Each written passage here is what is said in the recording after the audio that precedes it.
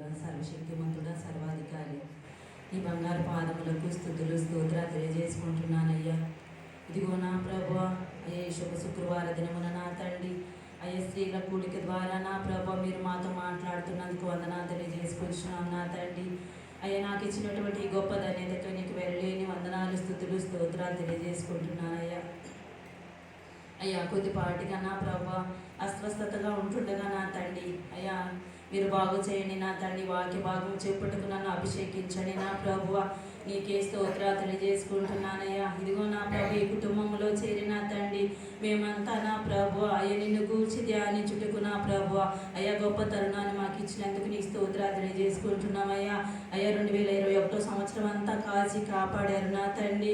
అయ్యా ఈ 2022 సంవత్సరంలో నా తండ్రి, అయ్యా ఈ రక్షణ సంవత్సరంలో ప్రతి ఒక్కరిని రక్షిస్తున్నందుకు నీకు వందనాలు తెలియజేసుకుంటున్నాం నా ప్రభు. అయ్యా నీకే వందనాలు స్తుతులు స్తోత్రాలు నా ప్రభు. వచ్చిన ప్రతి ఒక్క బిడ్డను నా తండ్రి పేరు పేరు వంతున దీవించండి, ఆశీర్వదించండి, నీ కృప ద్వారా రక్షించండి నా తండ్రి.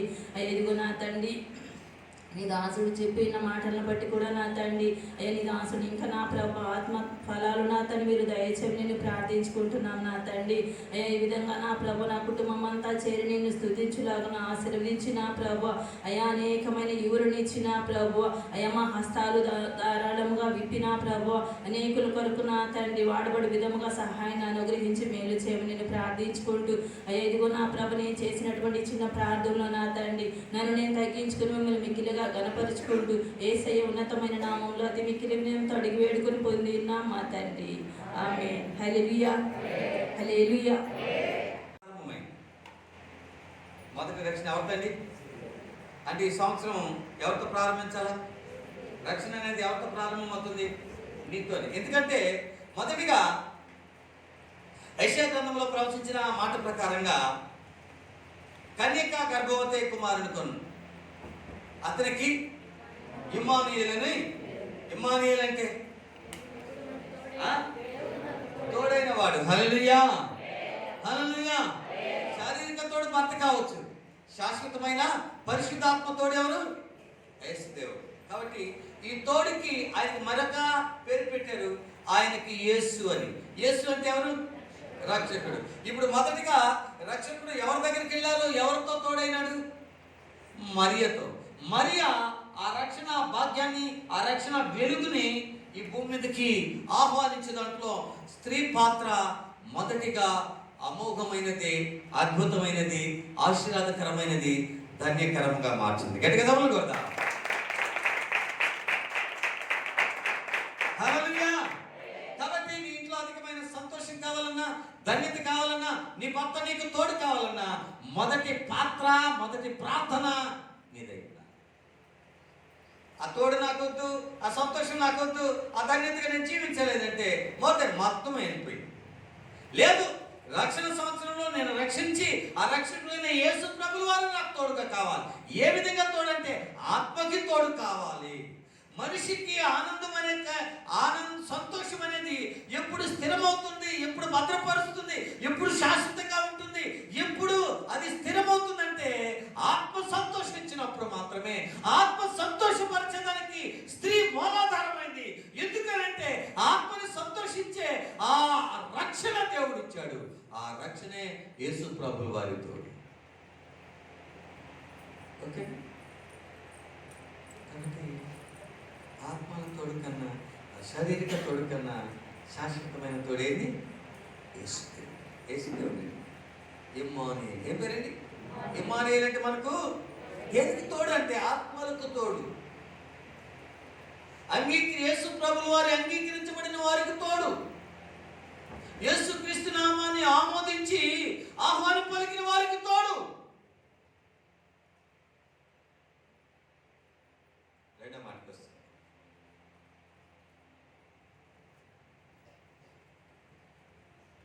ఇంకొక ఆమె రక్షణ ద్వారానికి, రక్షణ మార్గానికి సరాలం చేస్తుంది. ఏ పేరు? రూతు. ఏంటి? విడవబడిన ఆమె, దీనస్థితిలో ఉండబడిన ఆమె. చాలా మంది అంటారు ఎవరు లేరు, ఎవరు లేరు, ఎవరు లేరు, నాకెవరు లేరు, నాకేం తోడు లేరు. శరీర తోడుని వదిలిపెట్టింది ఆమె. శరీర తోడు లేకపోతే, ఇక మనుషుల తోడు లేకపోతే మనిషి బ్రతకలేడా అనేదానికి రూతు ఆదర్శమైంది.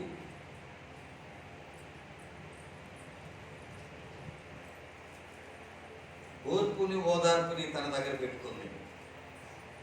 ఓర్పు ఓదార్పుతోనే సహనాన్ని వృద్ధి చేసుకుంది. యేసు ప్రభులు వారి వంశావళికి మార్గాన్ని వేసిన మహనీయత కలిగిన తల్లి. అని గట్టిగా తప్పదు.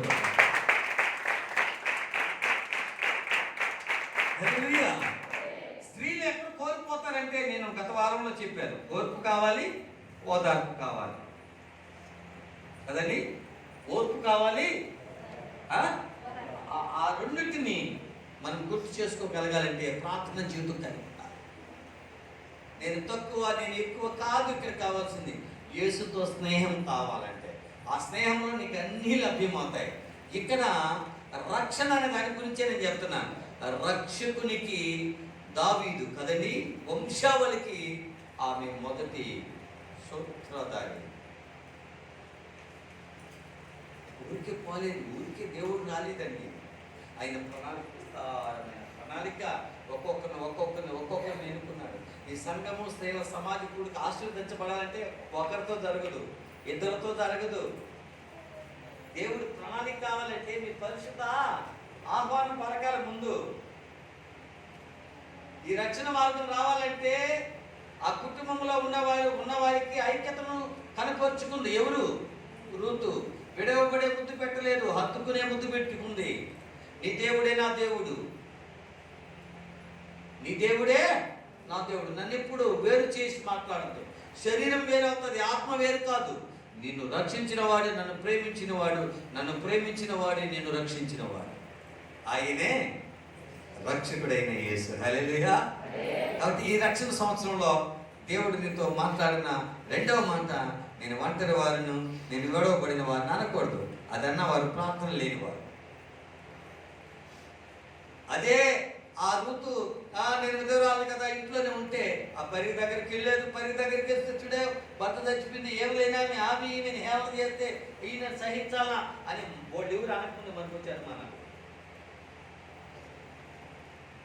మనము తినే తిండికి అవతల వాళ్ళతో సంబంధం. ఓర్పు కలిగింది, పరిశుద్ధాత్మ దేవునికి సన్నిధి. ఎవరికి రాని మోక్షపడుతుంది ఈ గ్రంథం నాకు రాయి. ఈరోజు నీ ఇంటికి ఎవరో ఇంటికి ఉంది. మూడో మాటకు వచ్చేస్తాం. మార్తా మరి. ఎవరండి? మార్తా మరి. మనందరికి తెలిసింది. మరి వీళ్ళేం చేశారు? యేసు ప్రభులు వారు ఎవరింటికి వెళ్తారంటే మార్తా మరి ఇంటికి. యేసు ప్రభులు వారికి ఏం పేరు? రక్షకుడు అని పేరు. రక్షణ నిలయంకైన ఇల్లు ఎవరిది? యేసయ్యది. రక్షణ లేని నీ దగ్గర ఉంటే అక్కడ జరిగిన ఒక గొప్ప కార్యం ఏంటి తెలుసా? మరణం లేని ఇల్లుగా మారింది. హల్లెలూయా, హల్లెలూయా. ఏంటండి? మరణం లేని ఇల్లు, వ్యాధి లేని ఇల్లు.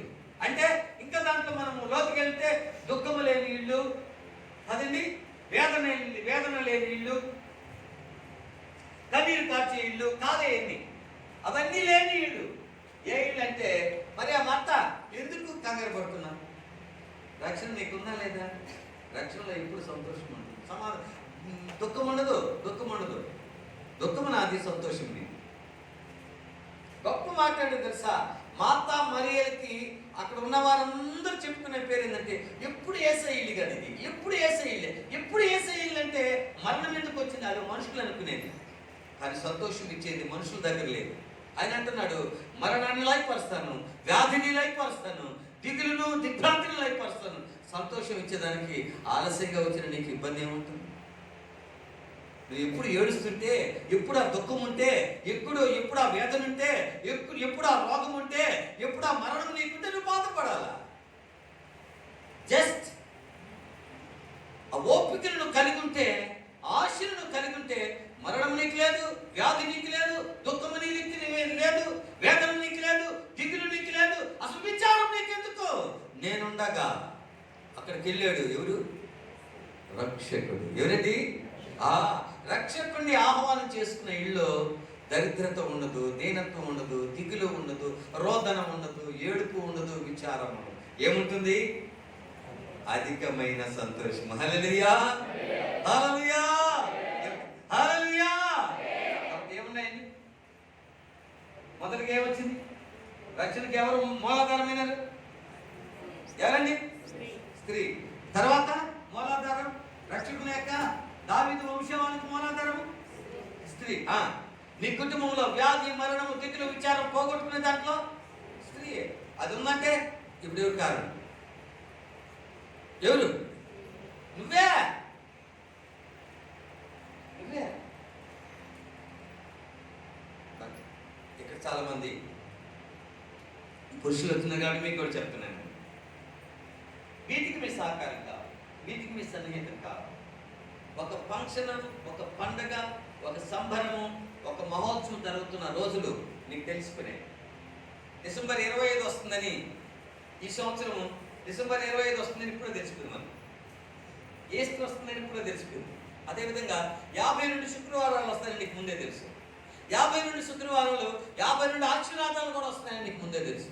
కాబట్టి నీ భార్యకు యజమానుడిగా, యజమానురాలికి నీ ప్రోత్సాహం కావాలి. ఆ రోజు నువ్వు పనిలో సహకరిస్తావో వేరే దాంట్లో సహకరిస్తావో తెలియదు, కానీ సమయానుకూలంగా నువ్వు సిద్ధపడాలని నీ కుటుంబంలో నీ భార్యకి నువ్వు చెప్పాల్సిన బాధ్యత, శారీరక తోడు, ఆత్మ తోడు ఇవ్వాలంటే శారీరక తోడులో, శారీరకమైన పని బాటల్లో నీ తోడు కావాలి. హల్లెలూయా. ఉందా లేదా? ఉందా లేదా? హలో, అయినా పెట్టుకున్నట్టు ఉందా లేదా? ఆ పని చేసేసిపో, అది వండేసిపో, అది పెట్టేసిపో. దాన్ని తోడంటారా?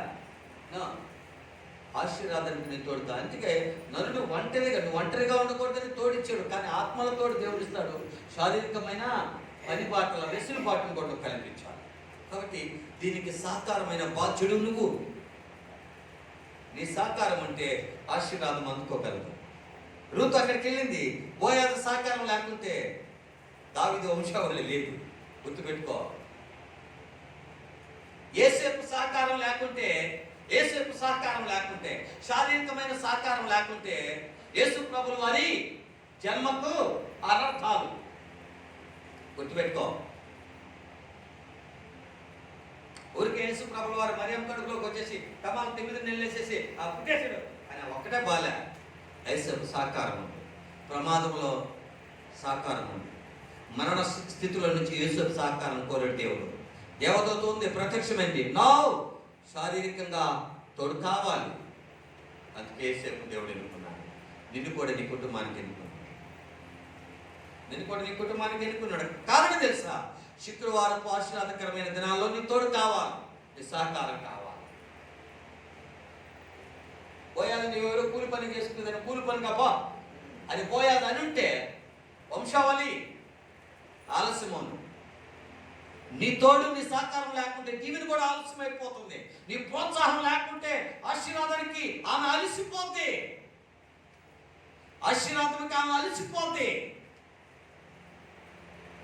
కాబట్టి నీ సహకారం కావాలి. మార్తా మరియలు ఇద్దరే, కానీ పంపించిన వాడు పురుషుడు. యేసుని పిలిచిన వాడు పురుషుడు. గుర్తుందా?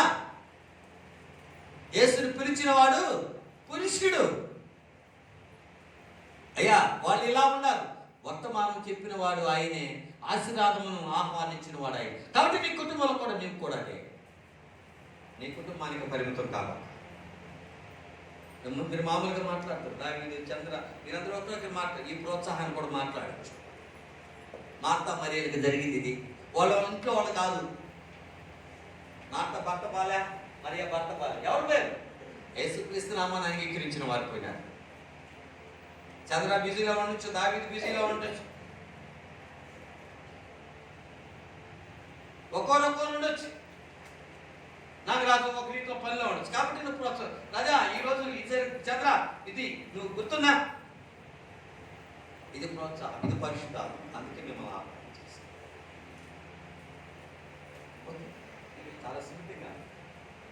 సమయం కొద్దిది కాబట్టి క్లుప్తంగా పూర్తి చేశాను, షార్ట్ చేశాను కదా. కాబట్టి ప్రతి విధమైన దీనికి ప్రోత్సాహం కావాలి. సంతోషం. ఈ దినాన రక్షణ సంవత్సరంలో మీరందరూ రక్షించబడాలని దైవ సేవకుడి కనుక ప్రార్థన చేసి ఈ విధమైన దీనిని మీరు ఆశపడండి. చాలా విలువైన సంతోషదాయకమైన కృపావరాలు తోడుగా ఉంటాయి. ఇక్కడకు అధికమైన సమయాన్ని కేటాయించి ప్రార్థన చేస్తారు. వాస్తవం గారి ఎడల అనేకమైన పరిశుద్ధాత్మ రక్షణ భావాలు ఎలా ఉంటాయో ఆ విధంగా దేవుడు నేర్పించి మీకు పోతున్నాడు. ఇక ముందు ముందు అనేక విషయాలు మీకు చెప్తాను, ఇది సమయం కాదు. కాబట్టి పరిశుద్ధాత్మ దేవుని ప్రేరేపణలో ఆశీర్వాదకరమైన పాత్ర మీది కూడా ఉంది. కానీ అందులో మొదటిగా గురుతో అక్కడికి వెళ్ళిన తర్వాతనే ఓయోజు నేను కోఆపరేషన్ ఇస్తాను, అవును కదా. కాబట్టి నువ్వు ఇష్టపడితేనే దేవుడు వారిని సాకారం చేస్తాడు. మొదటిగా అందుకని మీకు తోడు గురించి చెప్పాను. ఆ తోడు శారీరక తోడుంది, ఆత్మీయ శారీరక తోడు క్లబ్ అయితే ఆత్మీయ తోడు భర్తగా ఉండదు. శారీరక అంటే నిజమైన భావాలు కలపాలి. వాటి గురించి అన్ని విషయాల్లో ఈ ప్రార్థనకు వెళ్ళాలి. ఏమికా ఉందా ప్రార్థన చేస్తున్నాను అంటే దీన్ని ఆమె మందలించడు కాదు, ఆశీర్వాదం నీకు కావాలని అన్నాడు. ఆశ నీకుంటే ఖచ్చితంగా ఆమె ఫలించదు. దేవుడి మాటలు దీవించుకుంటారు. క్రీస్తు ఉన్నత రక్షణ కలిగిన నామములో మమ్మల్ని సమైక్యపరిచి ఈ రక్షణ సంవత్సరంలో యేసు క్రీస్తు అను రక్షకుడు మా అందరితో మా కుటుంబాల్లో ఉన్నాడని గుర్తించుకునే స్వభావము, మనస్సాక్షి, యేసు తోడు, ఇమ్మానుయేలు అనే పేరుకు మాకు 2022 సంవత్సరం రక్షణ భాగ్యం ఇచ్చాడు. అందుని బట్టి పొందనాలు. ఇప్పుడు వచ్చిన మా అందరి హృదయాలు మేలు చేయండి. ఇదిగో మా ప్రభువా, ఈ రక్షణ అనంతకరమైన స్త్రీల ఆశీర్వాదకరమైన ఆరాధన కూడికలో దాస్త్రాలు మీరు జ్ఞాపకం చేసుకుని దీవించి క్రీస్తు మనసుకు సరిపడిన పరిశుద్ధాత్మ ప్రార్థనా జీవితంలో నడిపించుకుని ప్రోత్సహించండి. మీ ఆశీర్వాదకరంగా మార్చండి. రక్షకుడైన క్రీస్తు నామములో ప్రార్థన చేసి పెట్టుకుంటున్నాం. పరమ తండ్రి, లేచిలో పడదాం. వీటిని మీరు ఎన్నుకున్నారు తండ్రి. యేసు జ్ఞానమును, యేసు మనసును, యేసు ఆరోగ్యం దయ. భూలోకంలో ఎన్ని పనులున్నా ప్రథమంగా నీ పనికి, ఆత్మల రక్షణ పనికి, ఆత్మను రక్షించే యేసు పనికి నీ బిడ్డను మీరు వాడకూడదు. ఎస్, మనందరి ప్రార్థన ఈ దినాన క్రీస్తు నామములో దేవుడి ఫలించాలి.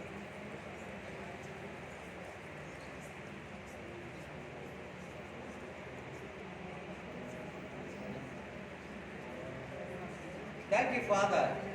యేసు దేవుడా, 2022 సంవత్సరంలో పరిశుద్ధ సంఘముగా ప్రతిష్ఠిత చేస్తున్నాం. యేసు నామానికి, జీవము కలిగిన నామానికి, రక్షణ కలిగిన నామానికి, దీవెన కలిగిన నామానికి, ఆరోగ్యం ఇచ్చే నామానికి, జ్ఞానమునిచ్చే నామానికి, భద్రతనిచ్చే యేసు నామానికి, అయ్యా అనేక ఆత్మల భారము కలిగే, బాధ్యత కలిగే యేసు పరిచర్యకి అయ్యా నీ బిడ్డని మీరు అయ్యా వాడగొట్టుకు మీరు ఇష్టపడినందుకు వందనాలు. మీరు ఎన్నిక చేసినందుకు స్తోత్రాలు వేస్తున్నాము. తల నుంచి పాదముల వరకు శరీర భాగంలో ఉన్న ప్రతి విధమైన మలినమైన బలహీనతలు లయపరచండి. అజ్ఞానమును తొలగి చేయండి, అనారోగ్యమును తీసివేయండి. అయ్యా అయ్యా నిరాశ నిస్పృహలను లయపరచండి. యేసు నామములో ఆశ, ఆత్మలను రక్షించగలిగిన యేసు నామకు ఆశ, అనేకల ఆత్మలకు అయ్యా ఆనందకరమైన జీవితం, అయ్యా వారు జీవించుటకు కావాల్సిన యేసు ప్రార్థన ఆశ దినములు గడుచుచుండగా, సమయమును గడుచుచుండగా యేసు కృపను మా ప్రభువా అధికము చేయడం దయచేయండి. తన శరీరము, తన జీవితము, తన కడుపు, తన కుటుంబమే స్వార్థము కాకుండా యేసు ప్రభుల వారి నామములో నిస్వార్థము కలిగి, అనేక ఆత్మల రక్షణ భారము కలిగి, అనేక కుటుంబాల సంతోషమును మా ప్రభువా యేసు క్రీస్తు నామములో అందరూ ఆనందించే విధముగా వారందరి కొరకు ప్రార్థించగలిగిన యేసు ప్రార్థన యోధురాలుగా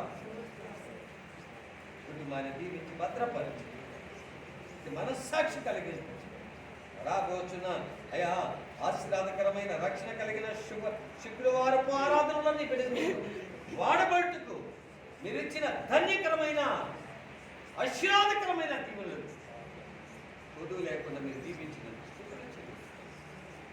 శరీరము మార్పు, ఆత్మ మార్పు, నడవడిక మార్పు, మాట మార్పు, అయా చూపు మార్పు, విధానము మార్పు, బుద్ధికి మార్పు, ఇవన్నీ యేసునామములో నీకు అనుకూలమైన మార్పుగా మార్చుటకు దీవించినది. ఒక దైవ సేవకుడిగా యేసు సంఘములో, జీవము కలిగిన సంఘములో, జీసస్ గివింగ్ హోలీ నేమ్ పరిశుద్ధ సంఘములో మీ ఎదుట మీ దేవదూతల ప్రత్యక్షతలో వీళ్ళని దీవిస్తుంది. మీరు సమస్తమైన విషయం కన్నులు దీవించబడుతులు వర్ధిల్లుదు. దేవుని మందిరమును నాటబడినట్టు కాబట్టి యేసు సంతోషకరమైన నామములో ప్రార్థించబడిన పరమతండ్రి. నాటబడిన వారై వారు మన దేవుని ఆవరణంలో వర్ధిల్లుదురు. దేవుడు ఈ లేఖన భాగం ద్వారా మనతో మాట్లాడును గాక.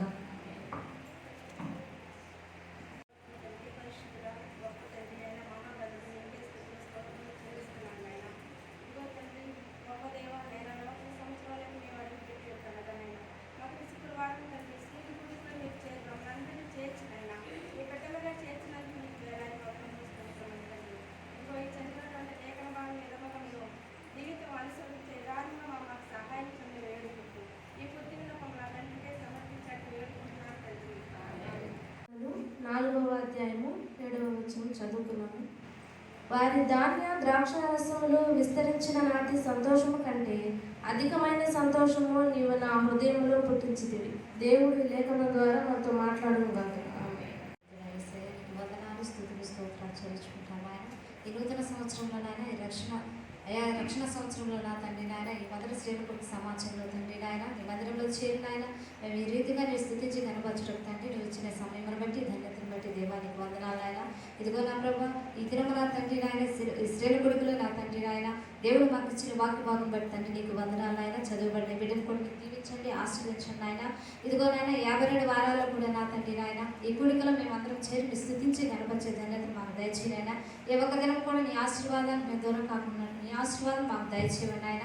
ఈ ప్రార్థనని దీవించి ఆశీర్వదించమని యేసయ్య పరిశుద్ధ నామములో వేడుకొంచున్నాను తండ్రి. యేసుక్రీస్తు పరిశుద్ధమైన సమయాలకు జీసస్ గివింగ్ హోలీ నేమ్ పరిశుద్ధ సభ్యులకు, కుటుంబాలకు, ప్రత్యేకంగా ఈ దినమున క్రీస్తు సమాజ స్త్రీల సమాజ ఆశీర్వాద